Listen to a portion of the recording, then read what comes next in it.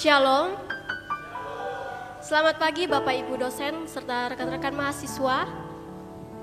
Selamat datang di ibadah kapel Jumat 17 November 2023. Kita akan memulai ibadah kapel kita pada hari ini. Namun sebelumnya saya akan memberikan pengumuman. Yang pertama, ibadah kapel Selasa 21 November 2023, WL akan dilayani oleh Saudari Daniela Adonai dan Rijen akan dilayani oleh Saudari Elisa Da Costa, musik Saudara Yotam. Pembicara Pendeta Theophilus Arisandi Gumai, MTH, dengan tema Bimbinglah Aku Tuhan. Yang kedua, petugas doa pagi Selasa 21 November 2023, WL Saudari Saron, Firman Tuhan Saudara Adibu, tema Tuhan Sumber Kekuatanku, musik Saudara Noval. Jika ada petugas yang berhalangan dapat menghubungi koordinator. Baiklah, kita akan memulai ibadah kita pada pagi hari ini. Saya memberikan kesempatan bagi Bapak Ibu Saudara untuk mengambil saat teduh sejenak.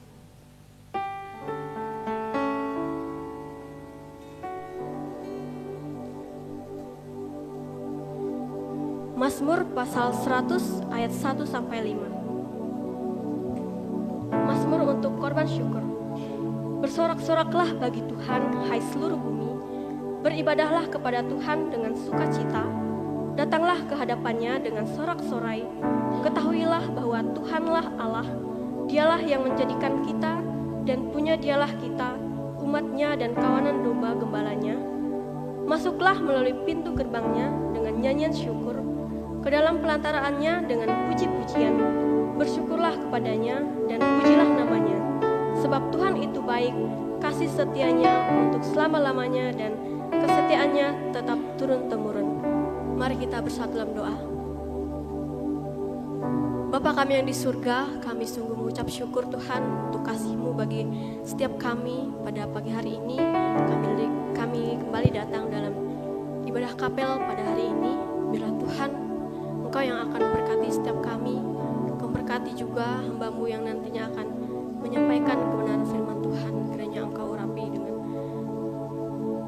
Dan kami juga menyerahkan setiap anak-anak-Mu yang ambil bagian dalam pelayanan hari ini. Terima kasih Tuhan Yesus, kami serahkan ibadah kapel kami pada hari ini ke dalam tangan kuasa nama-Mu. Kami sudah berdoa dan mengucap syukur. Haleluya. Amin. Saya mengundang Bapak Ibu Saudara untuk bangkit berdiri. Kita akan menyanyikan pujian pembukaan Denganmu Tuhan.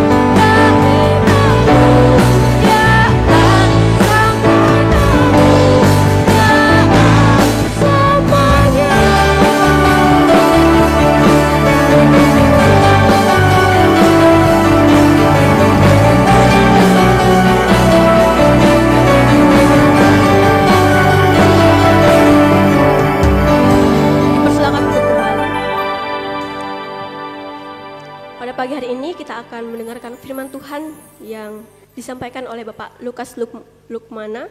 Untuk itu, mari kita mempersiapkan hati dan pikiran kita untuk menerima firman Tuhan. Kita naikkan nyanyian pujian 156, Tuhan menuntun hidupku. Kita nyanyikan semua bait.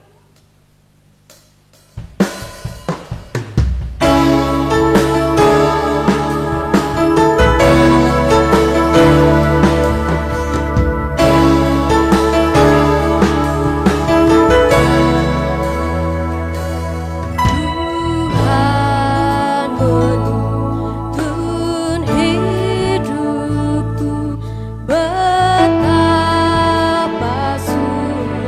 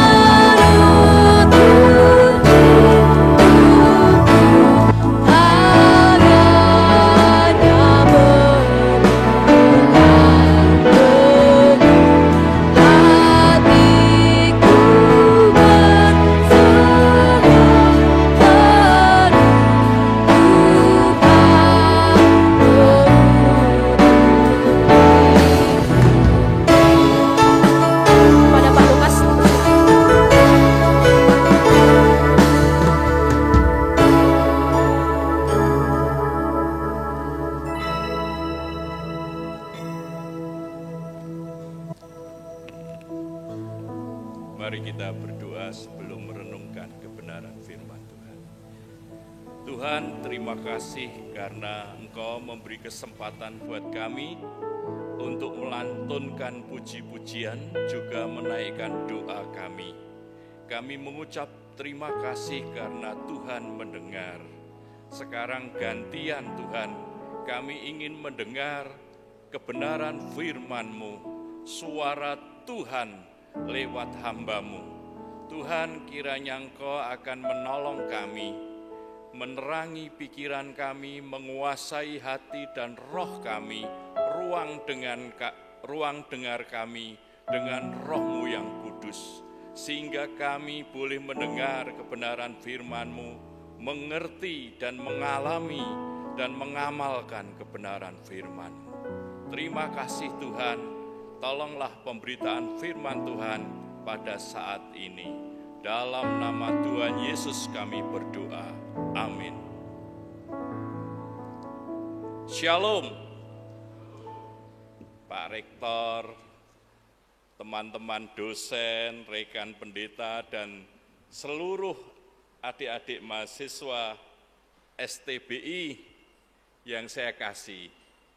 Saya mengucap syukur, ini adalah kesempatan kedua saya melayani di tempat ini. Dan tema yang diberikan adalah bimbinglah aku Tuhan. Bimbinglah aku Tuhan. Apa yang ada di hati atau pemikiran dari adik-adik sekalian, khususnya pengurus kapel ini, ketika menentukan tema bimbinglah aku Tuhan? Apakah adik-adik dan rekan-rekan dosen menyadari betul tentang ada misi besar yang harus dijalani, yang harus dihadapi, sehingga memerlukan bimbingan Tuhan? Kalau menyelesaikan studi dan skripsi, cukup bimbingan dosen, ya. Jadi cukuplah untuk bisa selesai mendapatkan gelar, baik itu sarjana, master, maupun doktor, dengan bimbingan orang-orang yang lebih dahulu telah menyelesaikan studinya. Tetapi yang di tema ini adalah bimbinglah aku Tuhan. Dan referensi ayat yang digunakan itu dari Keluaran 3 ayat yang ke-15. Demikian, berkatalah Musa kepadanya, jika engkau sendiri tidak membimbing kami, janganlah suruh kami berangkat dari sini. Seperti kita ketahui, Musa adalah pemimpin besar dari bangsa Israel. Dia dipilih Tuhan sejak semula. Kalau kita membaca riwayat kisah Musa, maka kita akan tahu dia diselamatkan Tuhan di kentirke, orang Jawa bilang, ketika dia bayi, dan ditemukan oleh keluarga kerajaan, diangkat menjadi anggota keluarga, dididik dan dibesarkan oleh kerajaan. Jadi ini tidak main-main.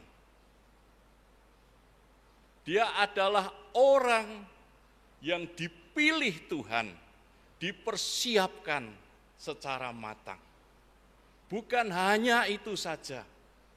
Setelah dewasa, dia menyadari akan keberadaannya di tengah-tengah bangsa yang menjajah, yang memperbudak bangsanya. Kemudian apa? Musa melarikan diri, lama, berpuluh-puluh tahun Musa diproses untuk menjadi pemimpin bagi bangsanya. Saya tahu ketika kalian mulai kuliah senang, tapi rasanya kok lama. Ya. Mungkin sarjana di sini butuh 4 tahun untuk bisa selesai. Atau kalau tidak mau tergesa-gesa ya 5 tahun boleh ya Pak Rektor. Kemudian kalau toh masih diperlukan master, ya, tambah 1,5 tahun, kalau doktor tergantung sergap rajinnya orang itu untuk bisa segera menyelesaikannya. Tetapi tidak selama Musa. Musa ini lama dipersiapkan untuk sebuah misi yang besar. Dan kalau contoh dan referensi yang diminta adalah dari Musa, bahwa yang menyusun tema ini melihat ada tantangan yang besar untuk keluarga STBI ini ke depannya. Bahwa bukan kebetulan kalian kuliah di sini. Bukan karena sekolah teologi itu sekolah yang mudah. Atau bukan karena di teologi ada beasiswa. Atau juga di teologi karena ayah ibunya pendeta. Bukan. Tapi melihat bahwa ada tantangan besar ke depan. Beberapa kali saya sempat diminta untuk melayani para pendeta, di ibadah para pendeta, yaitu di Asosiasi Pendeta Indonesia. Di beberapa kota, saya dipercaya untuk menyampaikan kebenaran firman Tuhan. Salah satu yang selalu saya ingatkan ialah seorang pendeta, seorang hamba Tuhan, walaupun dia sederhana, walaupun gerejanya kecil, walaupun yang dilayani mungkin bukan selaku gembala sidang, dia adalah tetap seorang pemimpin yang punya pengikut. Baik sedikit maupun banyak, seorang pemimpin itu punya pengikut, punya orang yang mengharapkan dibimbing, punya orang-orang yang mendengarkan apa yang dikatakan, ada orang-orang yang melihat apa yang dilakukan, sehingga itu dia tidak mudah menjadi pendeta.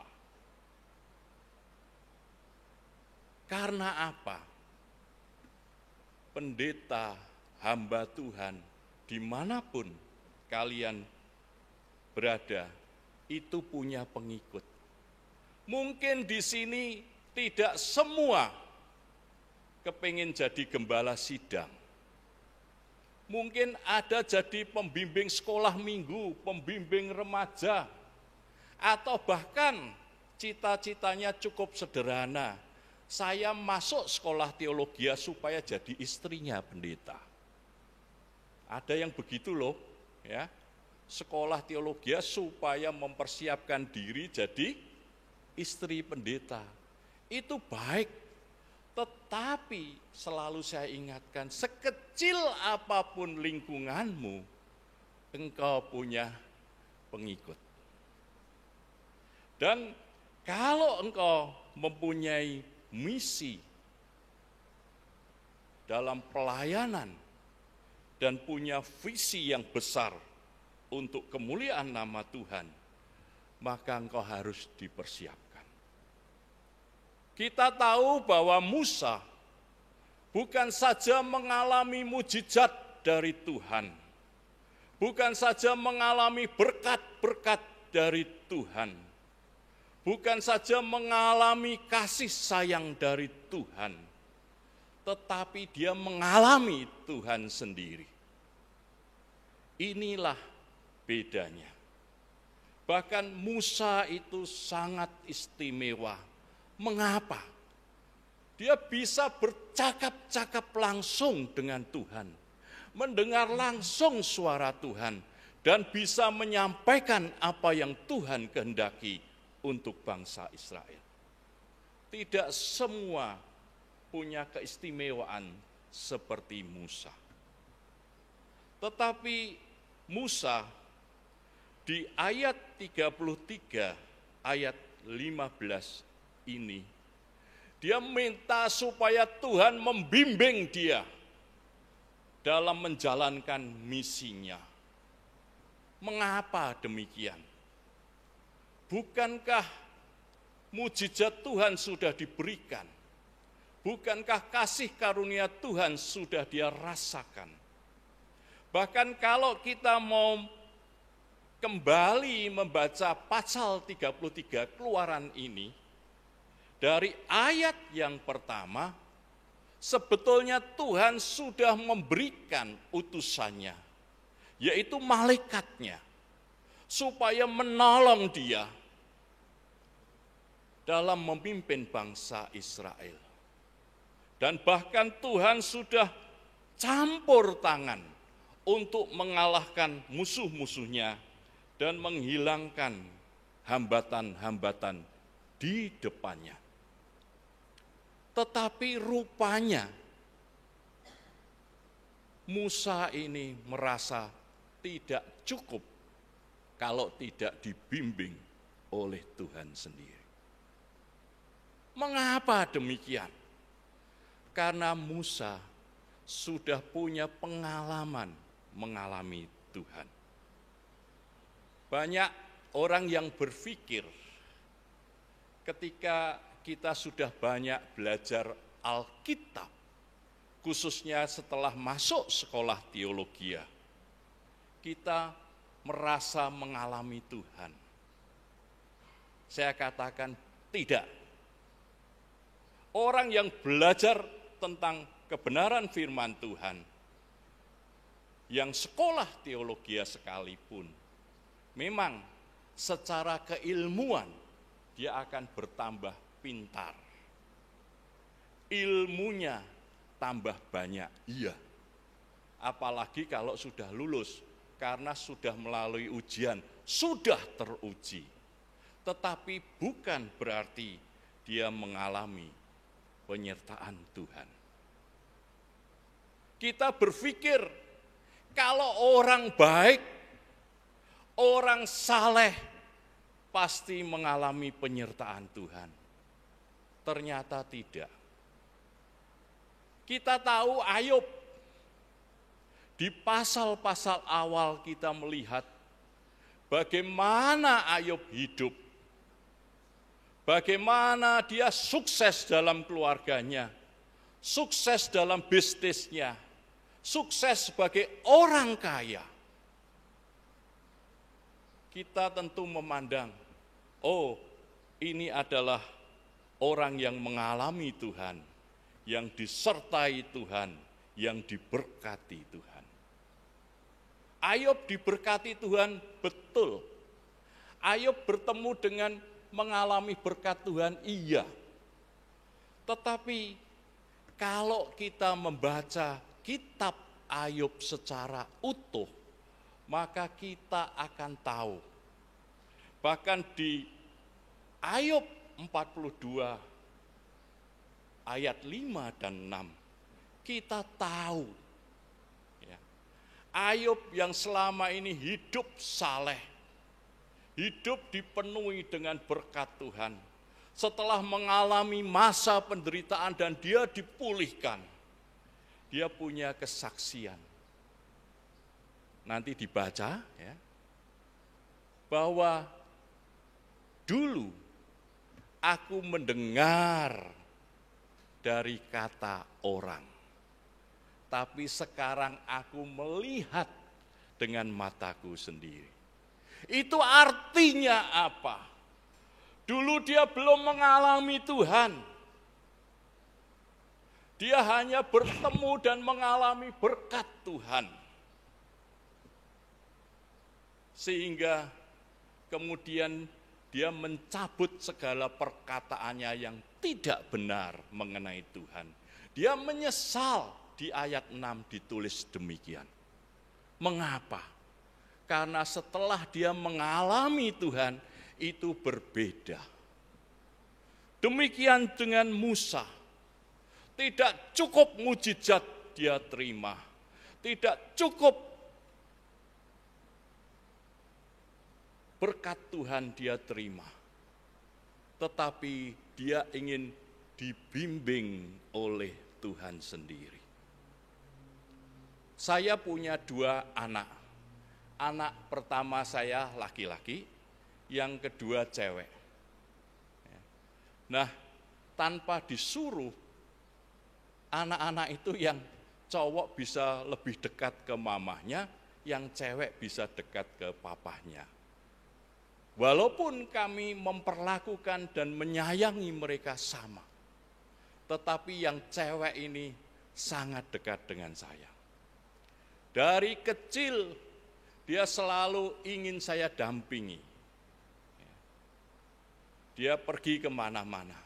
Dan salah satu hobi dari anak cewek saya, yaitu suka untuk belanja. Dia kalau saya antar, senangnya bukan main, dia masuk ke toko, ya, dia lihat misalnya ada kaos, ada baju yang dia sukai, dia hanya menunjukkan ke saya, kalau saya mengangguk dan tersenyum, dia langsung ke kasir bungkus. Ya. Nah, suatu ketika saya mendapat bonus, ya, karena ada usaha untuk bepergian ke luar negeri. Nah, kebetulan bonusnya ini beberapa gitu. Saya dan istri saya ke negara X, dan ini ada tiket yang masih harus digunakan. Anak saya yang laki enggak mau, karena dia hobinya bukan traveling. Yang cewek saya tanya, mau kamu? Dia ngomong mau, Pak. Ya. Lalu saya persiapkan, di situ seluruh perjalanan sudah diatur oleh travel, sehingga dia tidak perlu memikirkan ongkosnya lagi. Tapi saya sebagai orang tua, karena dia pengalaman pergi ke luar negeri sendiri, saya siapkan uang saku yang menurut saya cukup, supaya dia bisa makan, bisa beli oleh-oleh, ya, dia bisa belanja dan sebagainya. Dan ketika mau berangkat, ternyata rombongan itu ada teman saya. Saya titipkan juga ke teman saya, tolong anak saya diperhatikan ya, ditolong ya. Nanti kalau dia butuh sesuatu yang mungkin kehabisan uang, tolong dipinjami. Nanti kalau pulang ke sini saya ganti. Teman saya mengatakan beres, gampang itu. Ya. Nah, singkat cerita, setelah melalui liburan yang dia jalani, ya, saya ketemu teman saya. Teman saya langsung nyeletuk demikian, anakmu itu cantik dan lucu. Kalau cantik saya tahu karena cewek. Loh, lucunya di mana? Dia itu kemana-mana bawa kalkulator. Ya, ternyata apa? Dia hitung uangnya. Dia kalau mau beli barang, itu kira-kira duitnya rupiah berapa. Terus dia selalu menghitung dompetnya katanya. Bahkan saya ngomong, sudah beli saja, kata teman saya. Jangan om, nanti kalau kurang. Ya. Nah, saya tanya, kamu pergi ini seneng? Saya sebetulnya biasa-biasa saja. Lebih seneng kalau ada papa saya. Teman saya tanya, kenapa lebih seneng kalau ada papa saya? Karena kalau ada papa saya merasa aman, 1. 2, saya kalau belanja tidak pernah lihat harga. Saya tidak perlu ngitung uang saya. Terus, sekarang kan kamu sudah diberi uang saku. Kamu kan dikasih cukup banyak. Juga om sudah dititipi, kalau kurang juga suruh bayari dulu. Dia ngomong, saya lebih baik tidak bawa dompet om, tapi ada papa saya. Mengapa? Karena dia mengalami kasih sayang dari saya seorang ayah. Dia tidak pernah berpikir kaos itu harganya berapa, mahal atau murah. Dia hanya cukup tunjukkan kalau saya tersenyum dan mantuk bungkus. Tetapi ketika dia jauh dari ayahnya, dia punya uang tetapi masih berpikir untuk membeli, menghitung ulang dan ulang. Saya belajar dari anak saya. Anak saya mengalami kasih sayang seorang bapak. Dia lebih senang tidak membawa dompet. Tanpa dompet artinya tanpa duit, tetapi ada ayahnya. Nah, kita sebagai anak-anak Tuhan bagaimana? Bukankah kita pusing kalau kita tidak punya duit? Ketika dompet kita kosong, kita pusing. Tetapi kita tidak pernah pusing ketika Tuhan jauh dari kita. Nah, inilah pengalaman rohani yang dialami oleh Musa. Dia pernah dibesarkan oleh keluarga kerajaan yang sangat kaya raya, yang banyak fasilitasnya. Dia pernah di pengasingan cukup lama, yang mengalami hidup dengan sederhana, tetapi yang memproses dia. Dia mengalami banyak mujizat, menemui banyak berkat dalam hidup dan perjalanannya membawa bangsa Israel. Tetapi dia sadar, semua itu tidak bisa digantikan dengan penyertaan Tuhan. Kehadiran Tuhan dalam hidupnya. Apapun yang menjadi panggilanmu dan alasanmu untuk berada di STBI dan mempersiapkan diri untuk pelayanan ke depan. Tetapi yang menjadi pertanyaan, kalau semakin pinter iya, karena Pak Rektor ada di sini dan menjamin ilmunya banyak dan baik. Tetapi apakah engkau mengalami Tuhan dalam hidupmu? Mengalami penyertaan Tuhan dalam hidupmu, sehingga engkau bisa membedakan antara berkat Tuhan dan Tuhannya sendiri. Banyak sekali para pemimpin Kristen, gembala-gembala sidang yang terjebak dengan jemaatnya. Mengapa demikian? Karena mereka kepengen jemaatnya terus tumbuh, banyak jumlahnya. Yang dipikirkan adalah bagaimana jemaatku nyaman beribadah, bagaimana gerejaku menarik untuk didatangi, bagaimana supaya puji-pujian itu menolong sehingga mereka datang ke gereja seperti menghadiri konser dengan penuh semangat. Seringkali para pemimpin itu lebih mengasihi jemaatnya daripada mengasihi Tuhan. Coba bandingkan Musa. Musa itu mengasihi bangsanya, iya.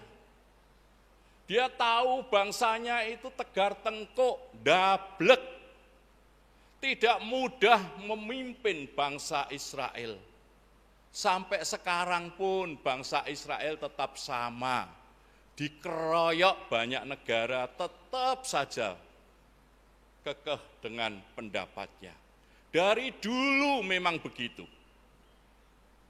Makanya Musa itu sebetulnya walaupun dia secara kemampuan sudah dipersiapkan, dia juga sempat mengalami keraguan.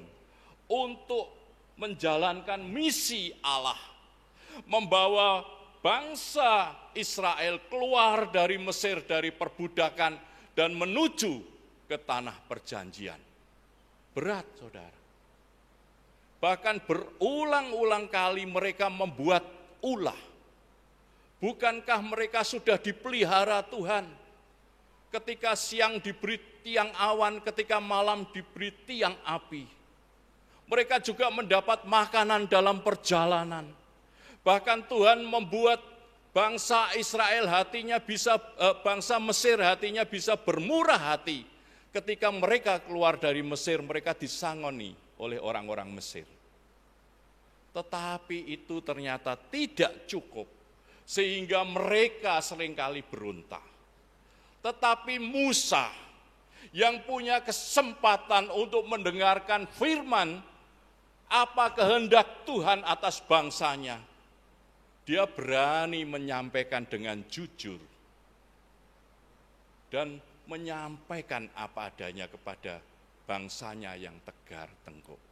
Tidak mudah loh menyampaikan kebenaran firman Tuhan secara jujur, berani. Banyak pendeta yang baper, bawa perasaannya. Jangan-jangan nanti orang tersinggung kalau saya menyampaikan kebenaran firman Tuhan ini secara blokosuto apa adanya. Mereka lebih menjaga perasaan jemaatnya daripada perasaan Tuhan yang harus dijaga. Musa tidak demikian. Dia menyampaikan apa yang harus disampaikan. Dia mewartakan apa yang harus diwartakan. Dengan berani. Tetapi segala yang dialami Musa itu tidak membutakan pandangannya bahwa ada satu kebenaran yang sangat hakiki, yaitu penyertaan Tuhan. Seringkali hamba-hamba Tuhan itu lupa. Yang membuat dia hebat bukan karena kemampuannya, bukan karena sekolahnya, bukan karena bentuk mimbar atau pakaiannya, tetapi yang membuat hebat adalah Tuhan sendiri. Kita seringkali merasa bahwa kita mampu mengubah hati, menaklukkan orang dengan kepandaian kita, pengetahuan kita, omongan kita. Padahal yang mampu mengubah hati adalah Roh Kudus yang berbicara kepada orang secara personal, secara pribadi. Bimbinglah aku Tuhan, karena memang tidak mudah untuk melayani Tuhan dan menjadi pelayan Tuhan yang baik dan benar. Tantangan ke depan tentu lebih tidak mudah. Generasi-generasi sekarang, bahkan generasi ke depan adalah generasi yang dipenuhi dengan berbagai macam teknologi dan sifat instan, ingin semuanya enak, ingin semua serba gampang, dan ingin serba cepat. Sehingga ini juga menjadi tantangan bagi kita semua yang mempersiapkan diri menjadi hamba-hamba Tuhan. Kita harus ingat bahwa penyertaan Tuhan bagaimana bisa didapat. Kita seringkali lupa terhadap ayat yang sangat terkenal. Saking terkenalnya sampai kita melupakan isinya. Mari kita baca bersama-sama Matius 28 ayat 19 sampai 20. Demikian kebenaran firman Tuhan. Karena itu, pergilah, jadikanlah semua bangsa muridku, dan baptislah mereka dalam nama Bapa dan Anak dan Roh Kudus. Dan ajarlah mereka melakukan segala sesuatu yang telah kuperintahkan kepadamu. Dan ketahuilah, aku menyertai kamu senantiasa sampai kepada akhir zaman. Tanpa diminta, Tuhan akan menyertai kita. Tanpa diminta membimbing, Tuhan akan membimbing kita jika kita melakukan segala perintahnya. Jika kita menginjil dan tidak berhenti untuk menjadi saksi, jika kita terus menyaksikan Tuhan, maka Tuhan akan selalu membimbing kita. Kita harus mengerti ini. Ketika kita terus mempunyai hati seperti hati Tuhan, yaitu ingin menyelamatkan semua orang, ingin mengasihi semua orang, maka ketika kita melakukannya dengan setia, maka Tuhan menjadi pembimbing kita. Jalani misimu, miliki visimu, Tuhan akan membimbingmu.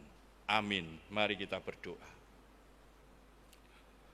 Tuhan, terima kasih karena ternyata sebelum kami meminta, Engkau menyediakan diri untuk senantiasa menyertai kami, bahkan sampai kesudahan zaman.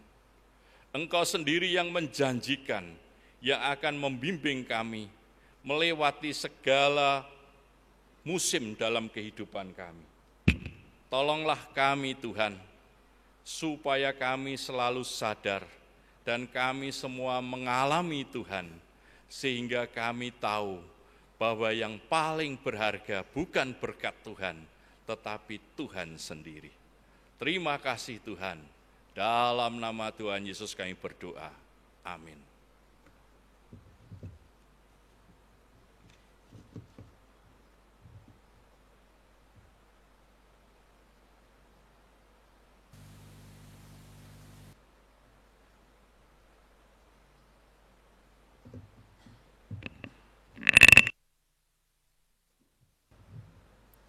Terima kasih. Terima kasih untuk firman Tuhan yang telah disampaikan. Pada saat ini kita akan menyanyikan Mars STBI. Saya mengundang Bapak Ibu Saudara untuk bangkit berdiri. Saudari Lisa akan memimpin kita dalam Trijan.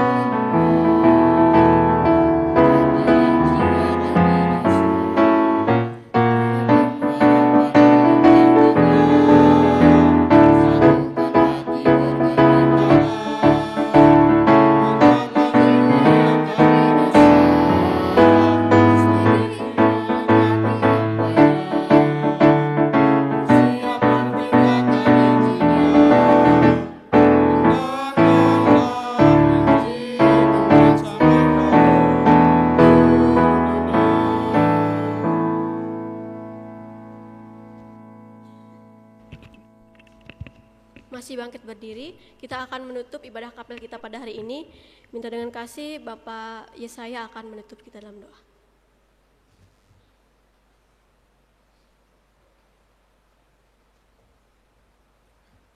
Mari kita berdoa.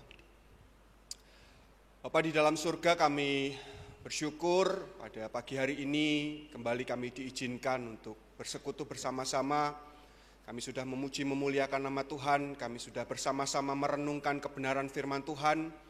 Kami bersyukur untuk hamba-Mu, Pendeta Lukas yang boleh menjadi berkat bagi kami. Kami percaya Tuhan akan memberkati hamba-Mu ini dimanapun Tuhan tempatkan. Tuhan berkati pelayanannya, Tuhan berkati keluarganya, apapun yang dikerjakan, semuanya memuliakan nama Tuhan. Terima kasih Bapak. Kami juga berdoa bagi masing-masing dari kami, ketika saat ini kami akan melayani Tuhan, berangkat untuk pelayanan weekend. Kami percaya Tuhan akan memberkati setiap kami. Segala ilmu yang telah kami dapatkan di tempat ini bermanfaat bagi kami, melengkapi kami untuk menjadi pribadi-pribadi yang melayani Tuhan dengan baik. Tuhan berkati kami, Tuhan mampukan kami, semuanya hanya untuk hormat dan kemuliaan nama Tuhan. Terima kasih Bapak, kami akhiri ibadah kami percaya Allah terus akan memberkati kehidupan kami, menyertai kehidupan kami dimanapun kami berada. Terpujilah namamu Bapak, di dalam nama Tuhan Yesus kami berdoa. Amin. Ibadah kapel telah selesai, Tuhan Yesus memberkati.